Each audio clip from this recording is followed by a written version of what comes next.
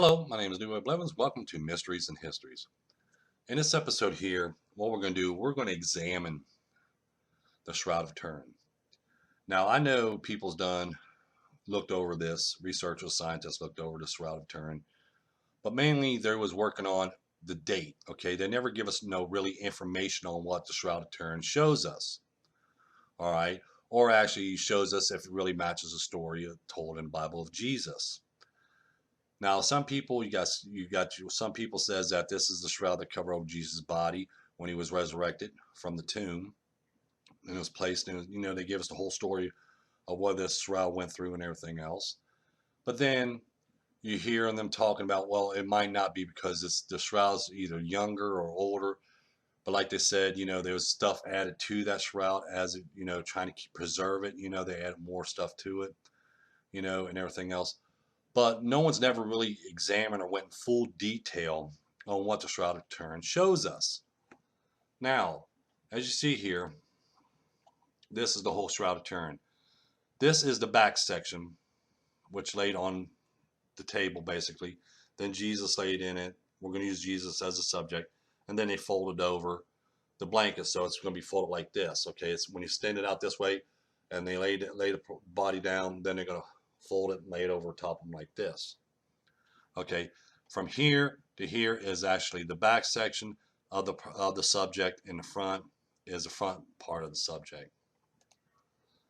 This is when I turn it into a negative so I can count and see all the wound marks on the back and the legs and everything else and on the front.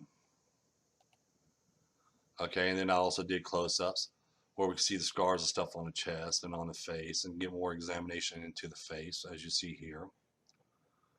Okay, and then we got a closer look, which I'm going to bring this up in a minute. Okay, now, well, I'll just show this right now. When I was examining this Shroud of Turin, a lot of things that people don't know or even knew about when we look at this, okay, we could see some of the puncture wounds from the head, where I guess they placed a crown of thorns over his head, okay, and there's blood marks all over it, and blood marks on, the Shroud of Turin itself. But they never point out the fact that the nose was swollen in this area here, which we see in the Shroud of Turin. The eyebrow on this side, which would be the left side, is all swollen up like this. Okay, left side's all swollen up here. His cheek right here is all swollen up right here. Okay, and like I said, the nose is all swollen up in this area here, and this part of his mouth is all swollen up like he was being beaten. Okay, because when we zoom in, okay, right here above the eyebrow is all swollen. The nose in this area here either swollen or could be look like it's broken. The cheekbone again right here, the cheek, is all puffed up and swollen. And then right here where the lip is, it's all puffed up and swollen. Now they don't tell us none of this stuff.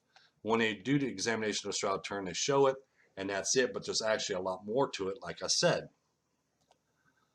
Okay, so what I did was I went ahead, took this.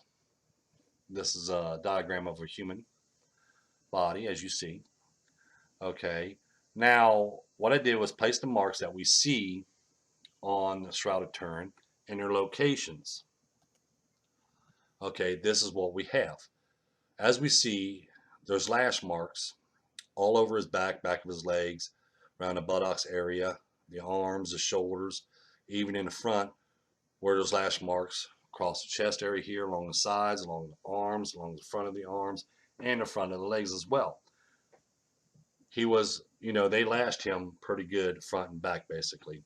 Except for this location here, there really wasn't that much lash marks on it, just mainly more on the sides and the back.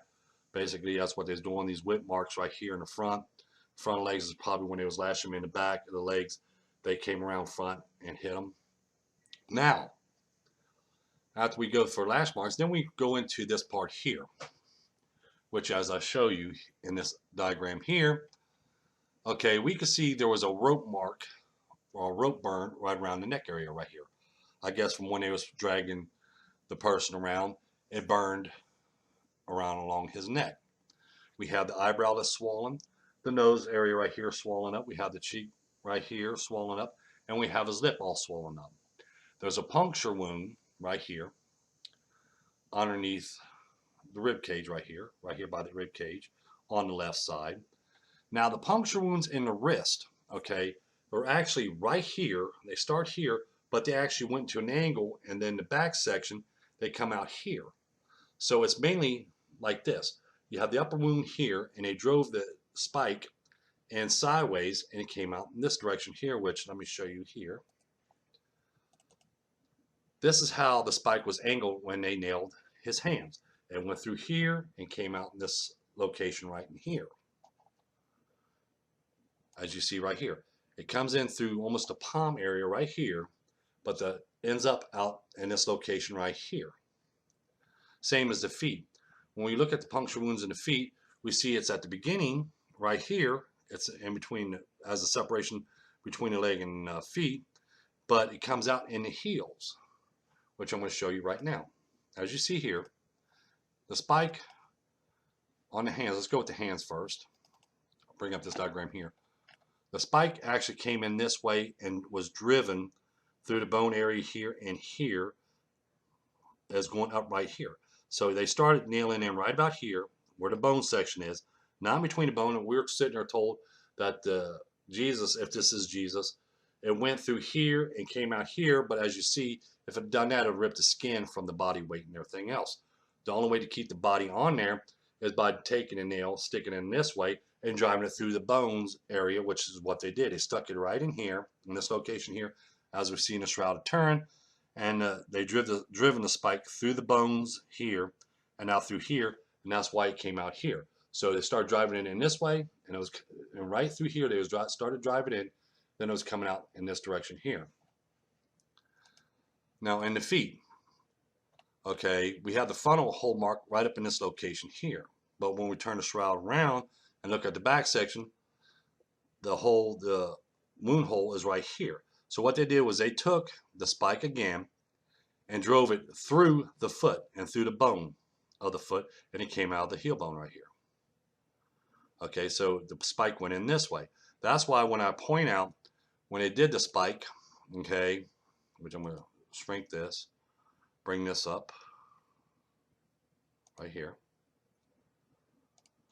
When they took the spike, okay, and they drove it through the feet area, okay, they started nailing here, and it just went straight through here, right through the bone. They nailed it right through the bone, and it came out the heel. That's how to support his weight on the cross when he was crucified, is because they went ahead and nailed it in that way, okay, and not just relatively through, just right through here. There was actually going through here and went through the bone and everything else in here. Same as they did in the structure of the hand. Okay, when you do the hand, I'm going to zoom in, bring the spike in.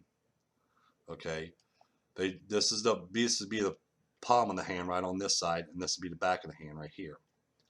Okay, palm over here, and the back side of the hand here. They driven it spike just like this through the hand right here, and went through this bone area right here and here. That's why we see the puncture wound here, and exit wound on this side right here. Puncture wound on this side, exit wound on this side. It went into an angle. Like I said, when we look at the Shroud of Turin, okay, when we look at the Shroud of Turin, there's a lot of information that we don't see or hear about, because, like I said, they're going to worry about what's the, the degree, what age limit that this shroud is. They don't usually have no testing or anything else done on them, okay, and it's only brought out every so often. But we never get the full detail, okay. We never see what actually what's the Shroud of Turin shows us, okay. We can see the wounds in the feet area. We can see the wounds of the lashings that this man received. We can see that he was beaten, okay, just like I said. No one knew this. No one knew this. That's why when I was studying the Shroud of Turin, going over images, I didn't get a chance to see the actual Shroud of Turin, but studying the images and stuff, I noticed from this image here, Why is this eye smaller than this eye? Then I see the swelling. Well, wait a minute. This is normal over here, but it's all swelled up right here. Just like his brow right here. This is all, there's a swollen up area here. There's a big old swollen up area here. Like there's a big old knot right there. And we see the swelling in the bridge of his nose right here. And then we see the swelling down here in his lower mouth and right up here. Okay, they never tell us this. When they do analyzing or when they talk about the Shroud of Turin, they don't tell us that this man was beaten, he was lashed, and everything else. This is why when I look at this, when I read the story of Jesus, okay, and then I studied over the Shroud of Turin, it's identical to what we see in the story that was told in the Bible. Jesus was beaten. He was dragged around with a rope. We see a rope burn mark right around the neck. Excuse me, around the neck area. Okay, he was beaten. His mouth is swollen. His bridge of his nose is swollen. His cheek right here, oh, on this side, sorry, on this side is all swollen up. His eye is all swollen up. Okay, they place a crown of thorns upon his head, and you can see the puncture wounds of the thorn where they was at, and blood dripping down. They lash on him. Okay, but we're always told that they driven the spike through this part of the foot right here. Okay, that's what we're told. And we're also told that the hands, the spike went straight through the hands, like straight through here.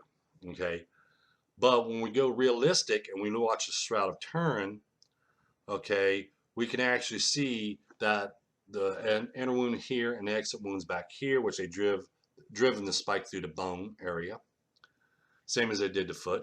They driven the spike through the bone area. Okay, so it'd be able to support a body hanging, being crucified. I just want to make this video here to show people there's actually more to the Shroud of Turin that they're going to tell us about. Okay, like I said, they're all worried about the aging of it, how old it is it the Shroud of Turin to cover the body of Jesus? Okay, but they're never going to go into this much more detail, as I point out here. They won't talk about this, the lashings and where actual wounds are, and where the face is, where he was beaten, because you can see a swelling in his cheek, nose, and eye, and stuff like that. Okay, I wanted to point this out because they don't point it out, but I'm going to point it out. And I thought this would be a very interesting subject to look over instead of just talking about the Shroud of Turin or how old it is or was it the shroud that covered Jesus' body or anything. I just wanted to show what this man here went through and suffered. But what was his crime? Now, if this is Jesus's, the shroud that covered Jesus' body, there was no crime for that.